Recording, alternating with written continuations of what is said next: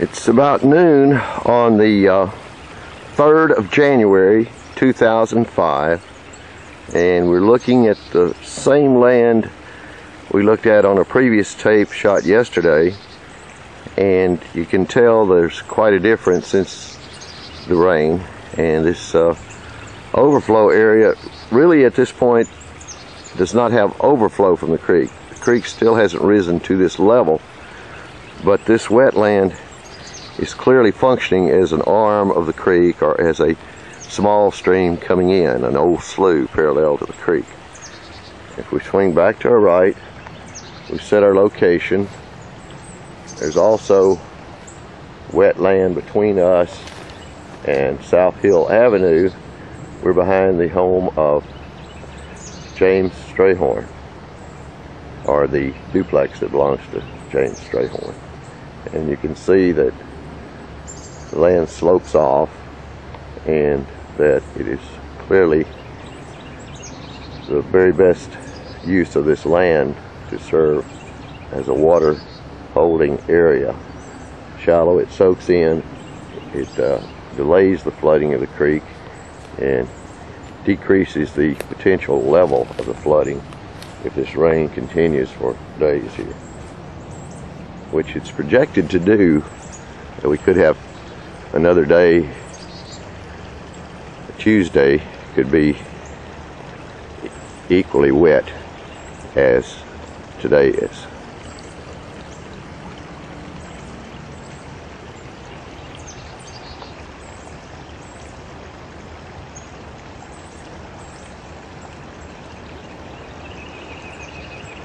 You can see there are really two arms of this little thing. It spreads out around there, but there's water across the whole area.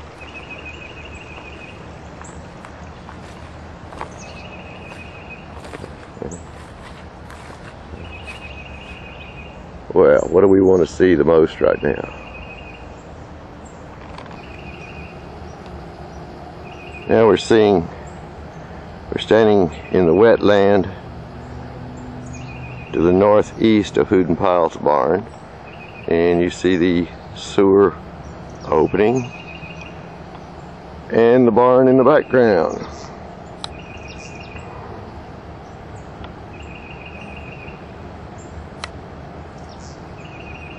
And of course, the little flow area active today after a lot of gentle rainfall.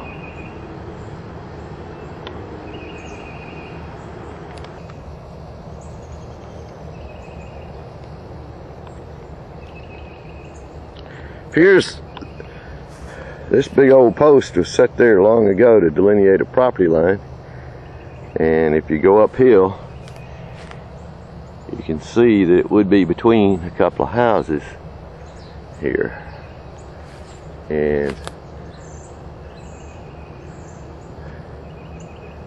it's right on the edge of the drop off into the wetland overflow area on the east side of the West Fork of town branch of the West Fork of the Wye River, just about a fourth of the way between north from 11th Street towards 6th Street.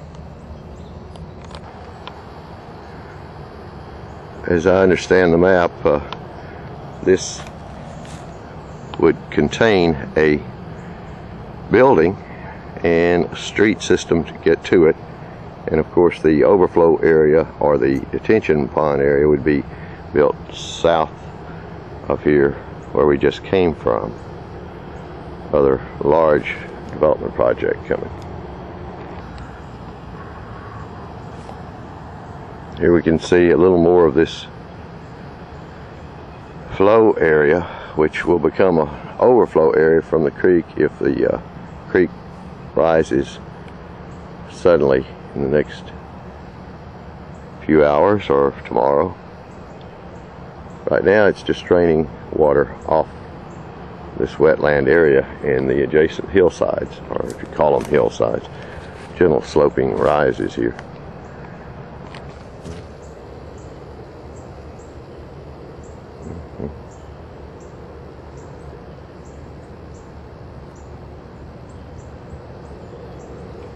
This is little prairie area that belongs to the Moody family, and where we're standing, the water is standing on the surface, but there has been some filling in the past. I understand there may have been a pond out here built in the wetland area, and this is just above the creek overflow, so creek overflow is just out in the woods there on the development site. So we're behind the Moody house, and there's that car we were talking about. I don't know what it does there. I thought it was driving there yesterday. Somebody was out there with it. Get a nice view of the trees on the development land ahead of us, and of course Hill Avenue's right out there running by. But you can see a lot of standing surface water here, and realize that how important this kind of soil is for preventing faster flooding.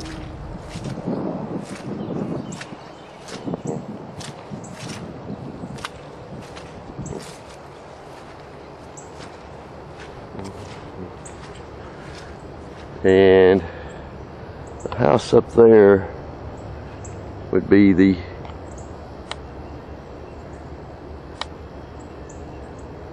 two-story so-called Broyles house that's going to be removed, the 135-year-old house for this development.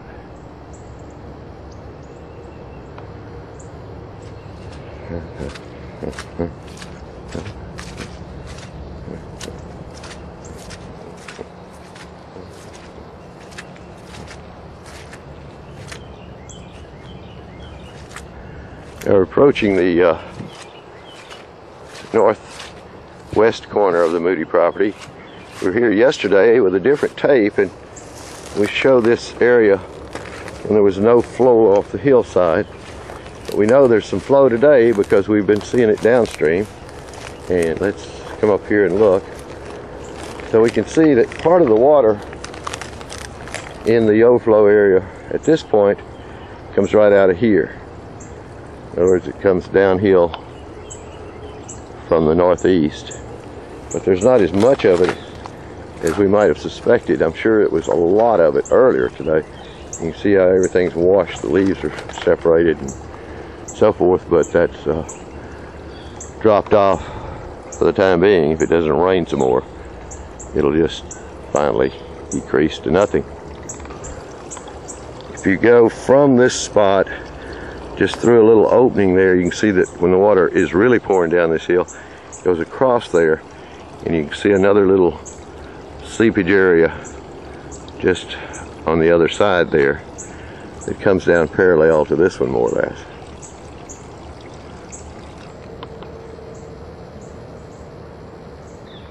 This is the hole we looked at yesterday when we walked by on using a previous tape. And you see today there's a little water pouring into the hole, and whatever critter uses that hole, I imagine, has moved out of there for the time being, and this is just replenishing the groundwater supply the quick way. The slow way is that it soaks in and seeps gradually into our underwater our groundwater supply, and but the main thing is it puts it in there and instead of running it down the creek. So that animal hole, wherever it goes,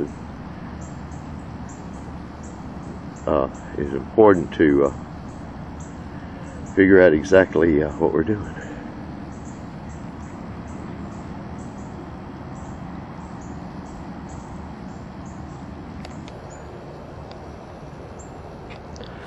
Now we've got to the point where a lot of the water comes from that enters the overflow area when it's, well, year-round, regardless of when there's a rain. This water is likely to flow here because it's basically a ditch created next to the railroad spur that was built here long ago. It goes from the east-west railroad. It's been removed, and is the one that goes through the tunnel and will become part of the city trail system during this Aspen Ridge development project. It goes at an angle from northeast to southwest, and at the southwest end it rises to the active north-south railroad that still goes through Fayetteville. So this little ditch brings water from Hill Avenue and land on the south side of this old railroad. Obviously water on the other side has no exit through this barrier until you get to the creek itself, where there's a big culvert.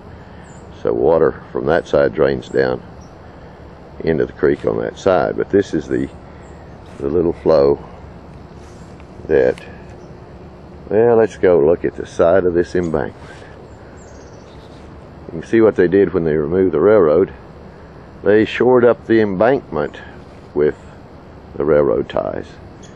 I think if you check the federal and state regulations, you may find that those should have been landfilled somewhere else or utilized somewhere else, but they serve a certain useful purpose here.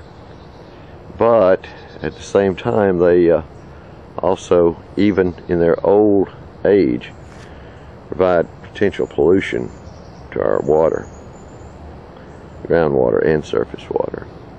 Certainly not as significant as if they were new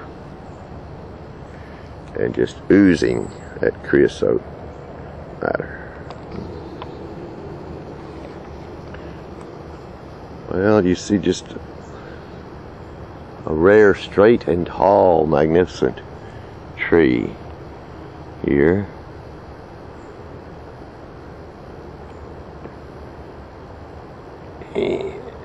It's got a flag on its base, so we're kind of hoping that means it's to be preserved as this construction takes place.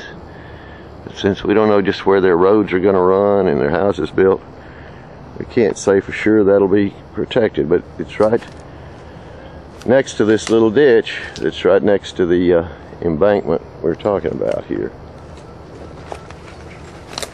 And let's move forward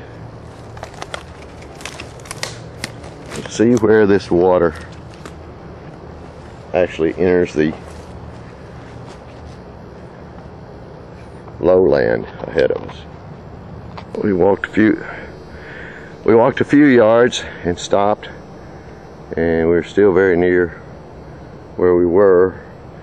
You see, this water's really not flowing here significantly. It sort of spreads out, and that's what wetland does. It allows the water to spread out, gradually soak in, instead of sending the flood further down. Another grand tree growing right in the middle of that little ditch, it seems. That one's almost as straight as the one behind us. Not quite. We're still by that same tree. If you notice, there's a little split here, and the water is flowing off to the left, and this seems to be the site of where it goes into the overflow area that we've talked about. But you see, there is a backwater there, and you would think if it's really high, some of it would flow toward the creek out that way, parallel to the spur railroad embankment here. Okay, we've moved to the southwest of that spot a little ways, and you can see where the water comes around that big tree there and comes downhill and spreads out into the wetland area.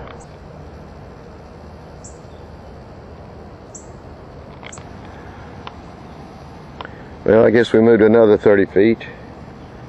You can see that there's quite a bit of wetland, water holding land right here, this near this embankment. And this is coming, well, after this rain, it didn't have to come far. it's come from the adjacent area. But a lot has come downhill off that embankment.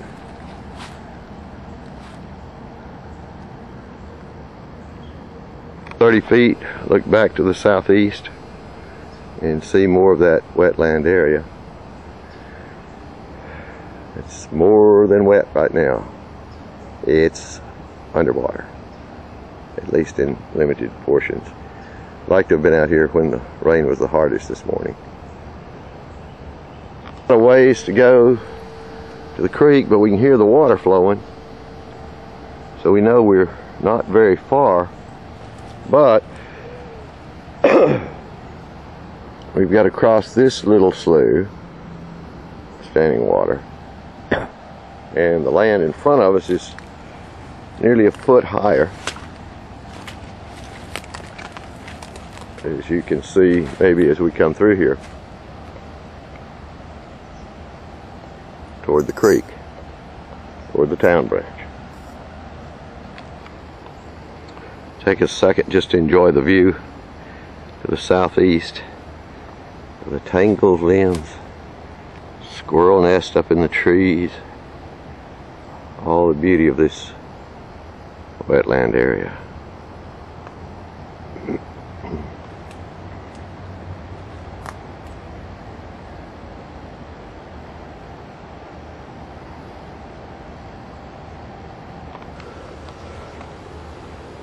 Now we're very near the creek shore here, and we've come up parallel to the spur, and you see that there's a hump out here, maybe just man-made, where they've dug out and piled a lot of trash here, but the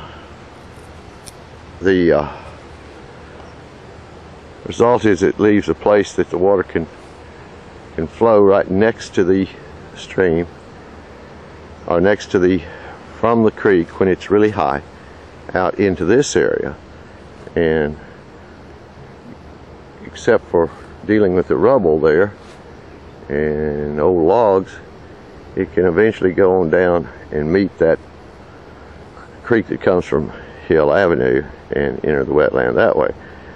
But you can see that where we're standing has the wetland, the hydric soil in most cases here, and it's at least absorbing the water, and there's no standing water right here at this moment. It's got to get pretty high to come through there, but it can. Otherwise, the first upstream overflow area would be right out this way, and there it is. You see the low area between us and the stream bank, which is right behind that tree over there. So that would be the first route that it would use before it got high enough to use the one behind us. Well, yesterday we shot this same spot, the big culvert, and in the foreground the bent tree that looks like the Indian signal tree. It comes up right there and points downstream on the creek. The big culvert, of course, doesn't have a very big flow right now, but it appears to me that I may not want to cross the creek here right now, because I might slide and fall, and being an older person, might get seriously injured, so I may have to walk back on the same side if I don't climb that bank and get across, or something of that sort.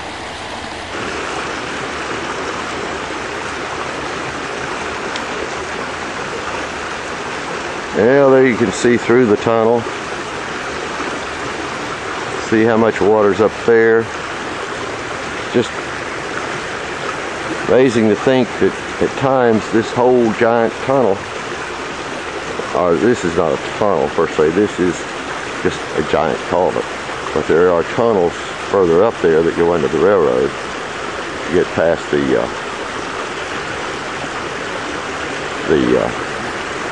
old trestle, and you see that tunnels for the creek, and then another tunnel that's filled in for the old east-west railroads exist under the existing railroad.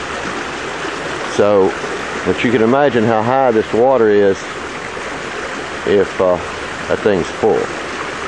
And the only times I know it's been full been in the middle of the night when I wasn't here, evidenced by how high it got in the woods out here. But I've never been fortunate enough to come and see it. Obviously, if I were here to see it today, I wouldn't be able to see it because from where I am, I'd be underwater. And it only takes a very slight rise to create that situation to put this spot underwater. Let's shift around here. You know, here's something. I don't believe these trousers were here yesterday. I think they washed down today from somewhere.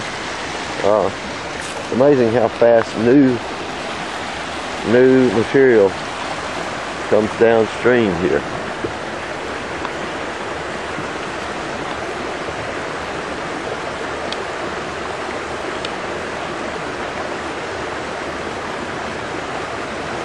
Days like this, you can just stand and watch things flow. Even now, with this much flow, it's hard to visualize what it's like when it really gets up.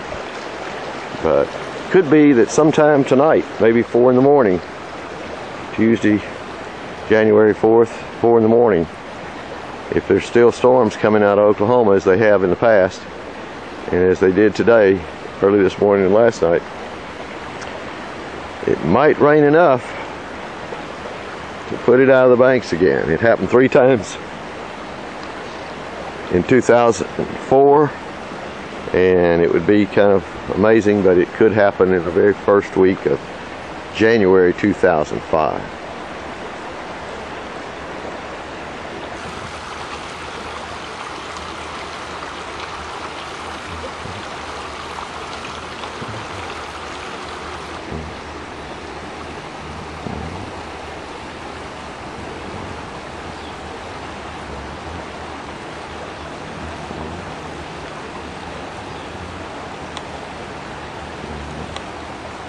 Last look at the big culvert from here today.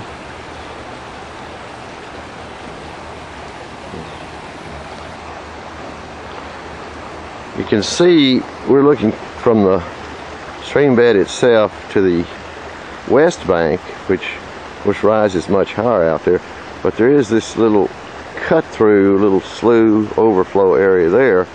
It's basically 5, 6, well, the bottom of it's 5 feet, but it's lower than the adjacent shoreline.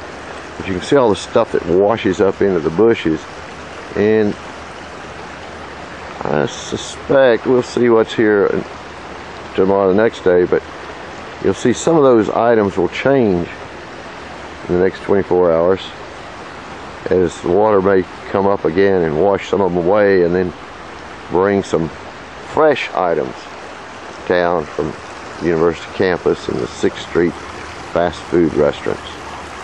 But you can see here something's caught up in a white bag.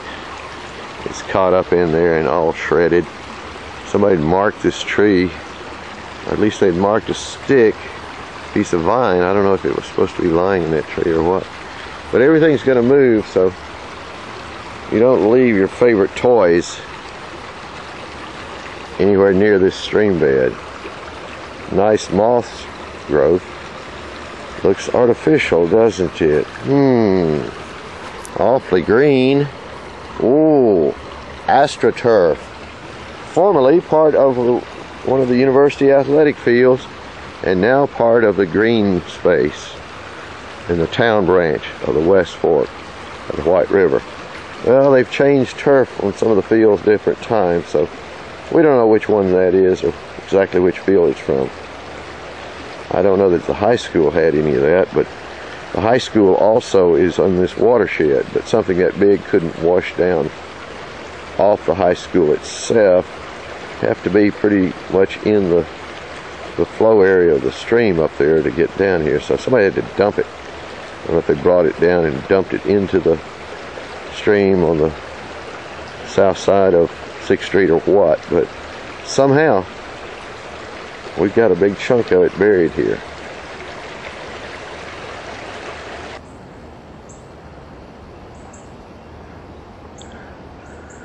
Here you're looking at the part of the overflow area that is itself wetland, just off the stream, just off the town branch, and still not very far away from the big culvert in the creek itself. There's the creek, and the reason we stopped here was to show another one of these sewer entries, manholes if you will. I'd hate to be the guy who has to go in one of them.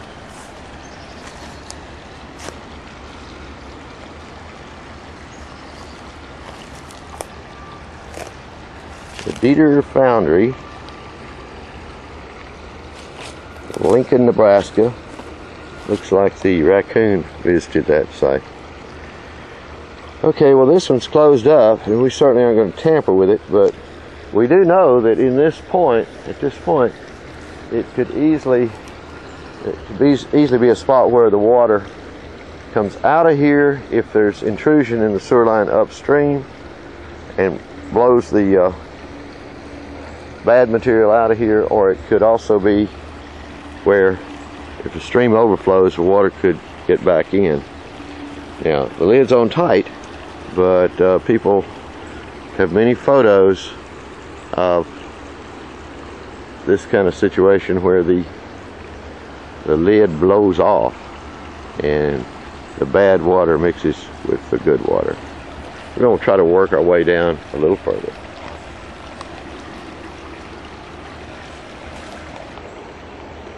You see a spot of red, that's a cardinal sitting there. He's so thick he just made a noise and caused me to look that way, but it looks like he's really in a thick spot, and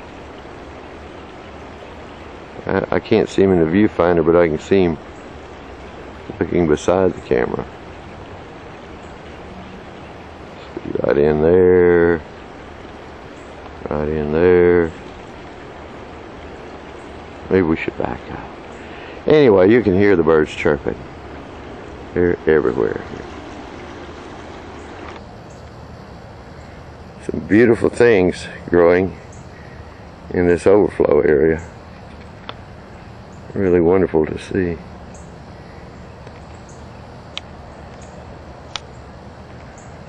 That grass, I can't identify personally, but I know some people like to have that in their garden.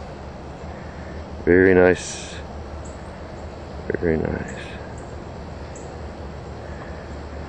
It really thrives in this wet spot, along with these other little critters growing.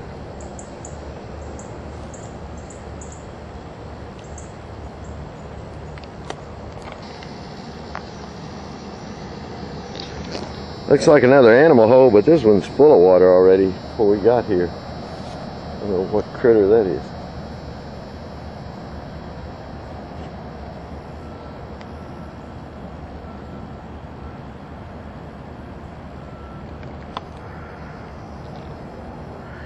Oh, we're back near the Moody property,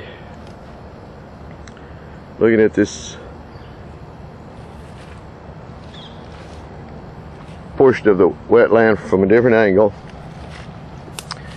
In the tape we used yesterday, I think we got some shots of this willow stand here, and there was a little water around it, but today it's right out there in the middle. I don't even want to try to walk to those willows today, since I don't have any rubber boots on, just wearing some athletic shoes that are already pretty soaked, but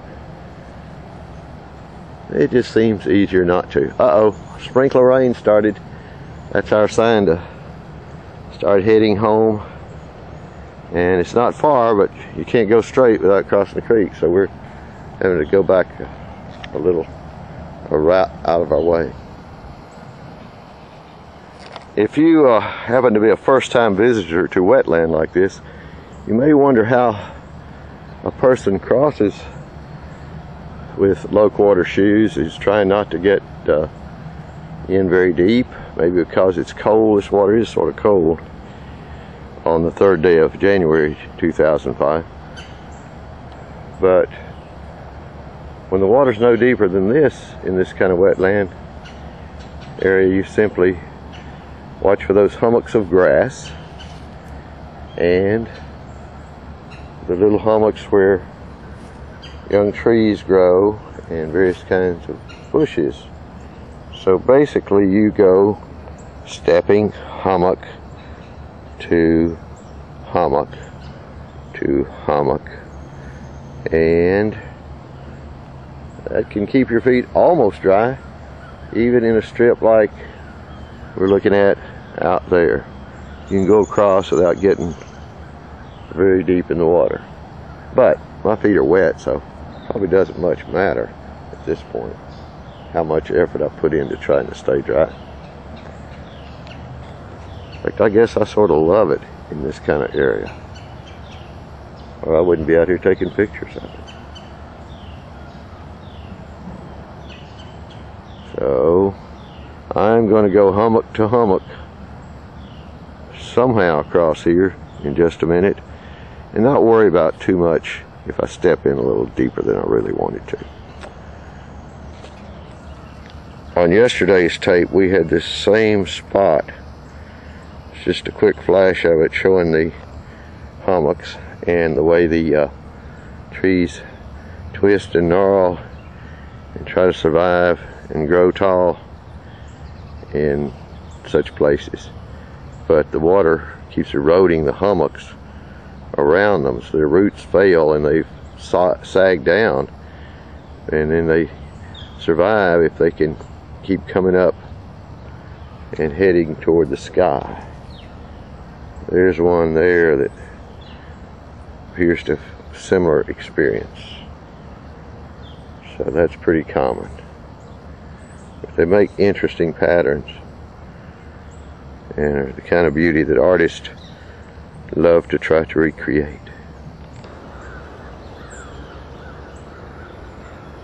Two houses we're seeing right now, well, there's a third. 1, 2, 3, all are slated for removal for the development. This old 2-story, I can see the barn in the back better than the house itself, but it's a magnificent house that's been there more than 135 years, and it's part of the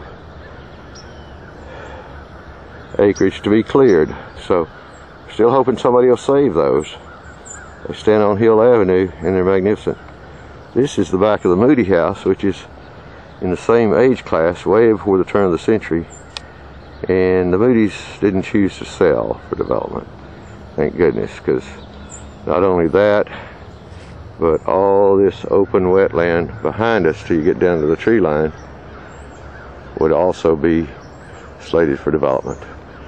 It's just open, but it illustrates that the even lower ground over there is not a great place to build.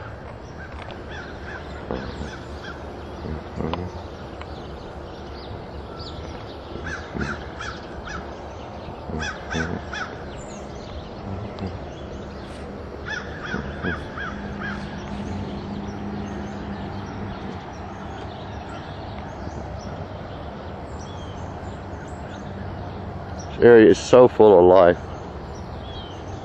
So full of life.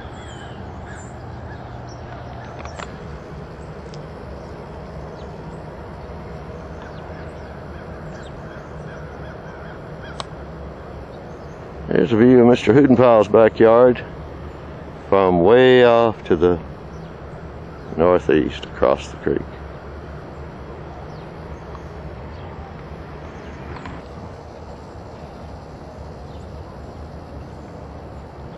Moody house with the Broyles house behind it.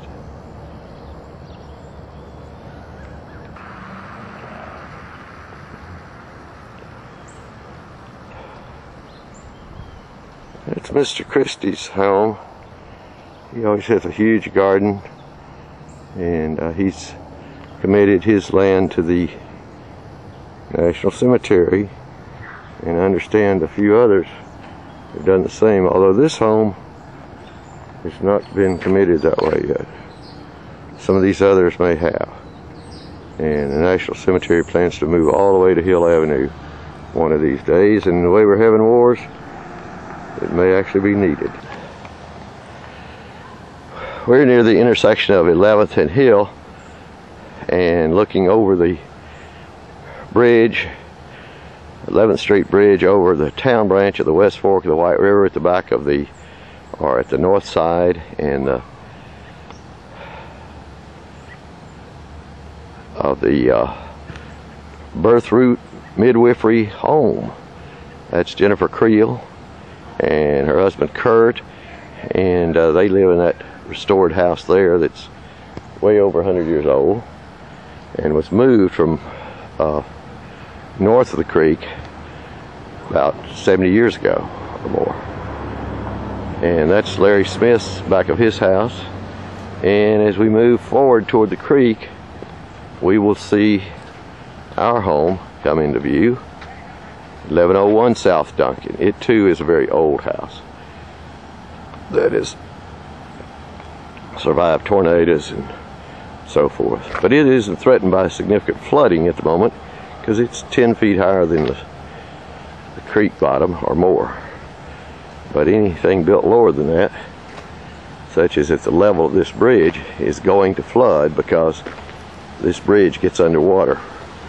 It did get underwater 3 different nights in 2004.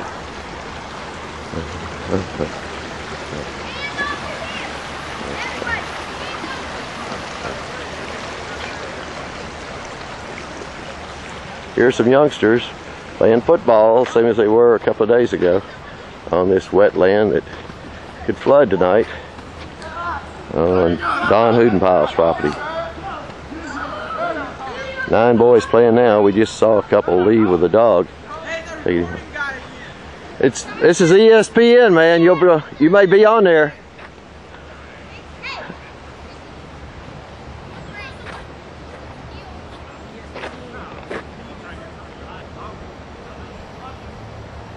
Youngsters playing football on the wetland that may flood tonight if we get the rain that's predicted. Looks like a pretty smart play there. The tackler's having trouble getting him down. He's one of the bigger boys out there, and they got him. They rolled him finally. Some of these boys live immediately across the creek in the 3 habitat houses, and some others live in the trailer park to the south, on the other side of South Duncan. Here's the 11th and South Duncan sign, and there's slated to be a driveway go in that'll take out the trees all through here and lead into the new development. It's a nice bird area, but it's going to be gone soon when they develop phase 2 of this development site.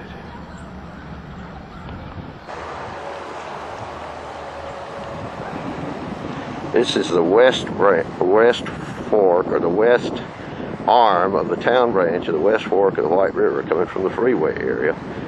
And you can see it's raining right now, and water's coming out of the detention pond from the Crown development.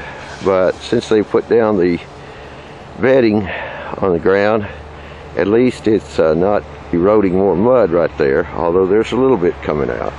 It's basically fairly clear water. That's going to get worse as the rain gets up and more mud.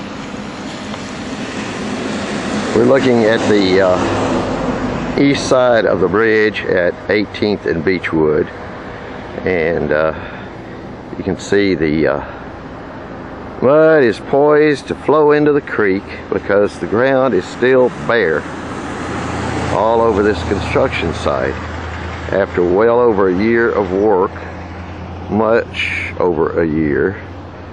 The houses themselves have been under construction for many months, and you can see these apartments. Crown at Razorback Development has a second detention pond on the east side of Beechwood, and it flows in further downstream, but you can see it's almost empty. It's just a mud flat, and all the land around it is mud.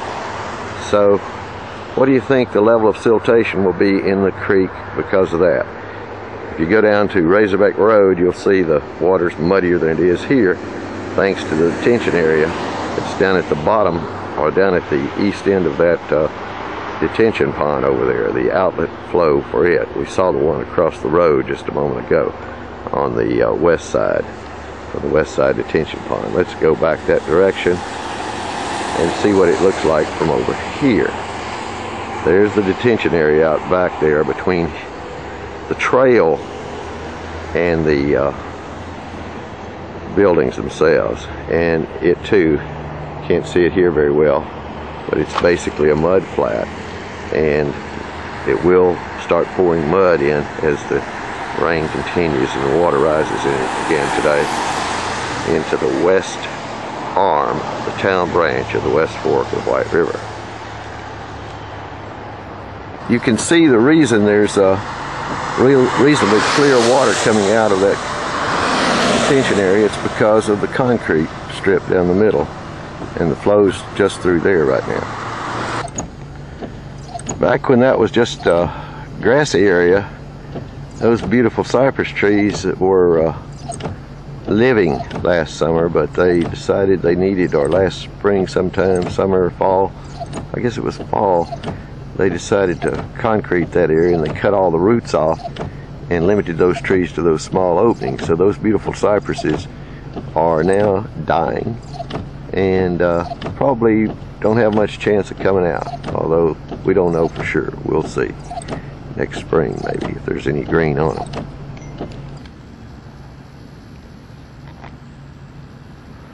Well, we're at the construction site south of the Revenue Office, north of Baum Stadium, and we see that they've made a great deal of progress here, filling wetland and creating a site for some fine, totally necessary, we can't live without it development. This is what we're afraid of.